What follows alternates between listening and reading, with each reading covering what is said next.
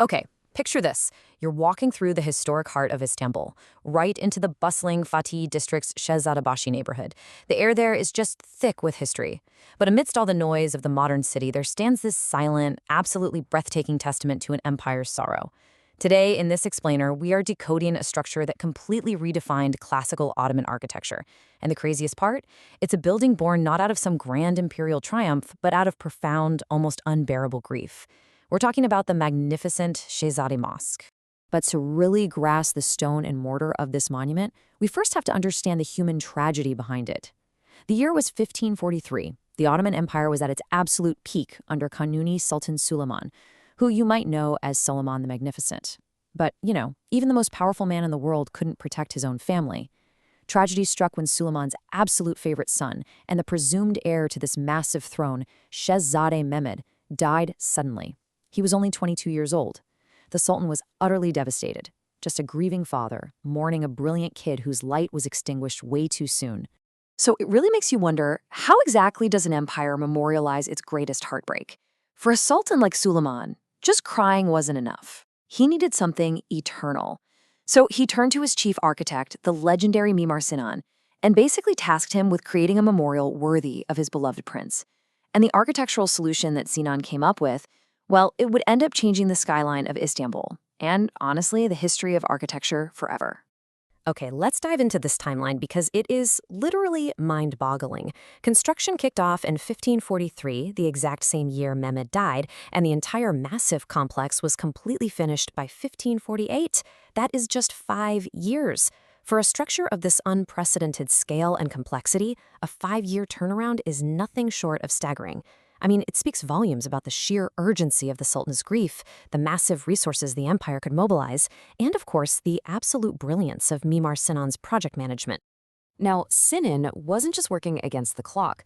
He was actually going up against a monumental engineering puzzle that had plagued architects for centuries. In the architectural world, they call this the half-dome problem, or yarım kubbe problemi. The challenge is pretty simple to explain, but insanely difficult to actually execute. How do you balance the crushing weight of a massive stone dome, we're talking thousands of tons, suspended in the air, to create a unified, wide-open interior without the whole thing just collapsing in on itself? Before this, getting a huge dome meant building these heavy, super intrusive support walls that totally chopped up the interior space. So how did he actually pull this off? He tackled it with mathematical precision in 3 brilliant calculated steps. First, he established a perfectly symmetrical square within a square floor plan.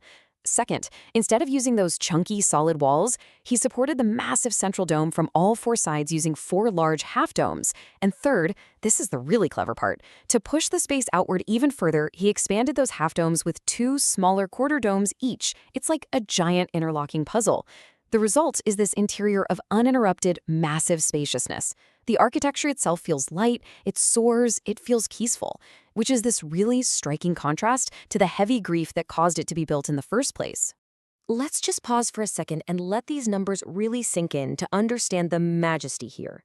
The central dome is 19 meters across and it soars 37 meters high. To put that into perspective, that's roughly the height of a 12-story modern building built back in the 1500s.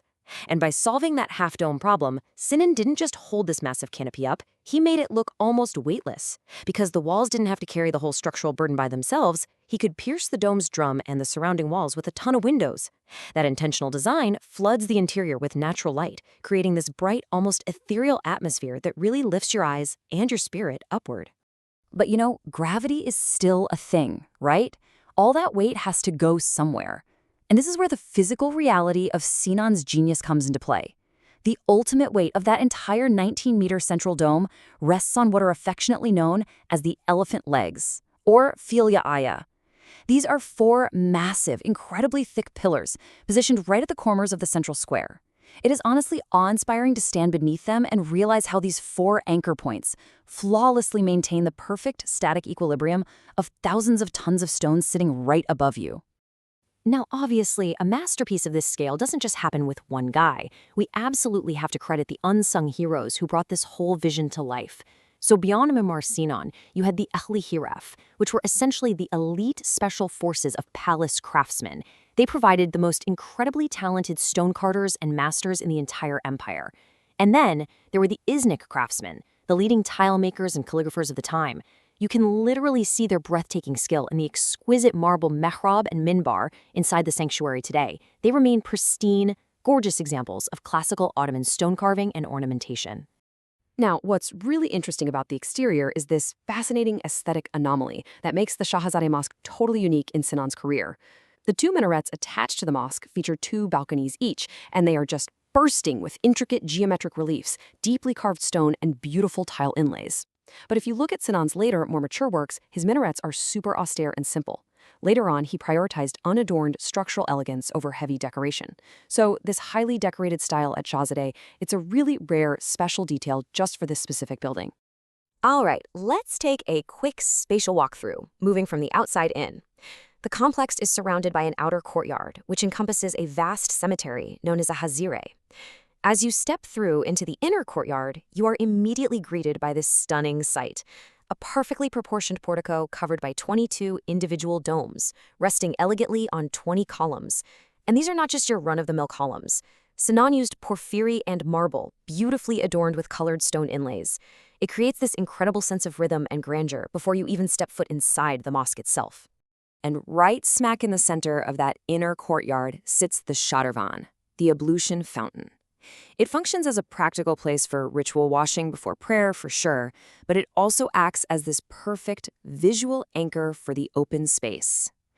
The beautifully restored version we see today was actually touched up a bit later under Sultan Murad IV, but it still perfectly complements Sinan's original spatial geometry.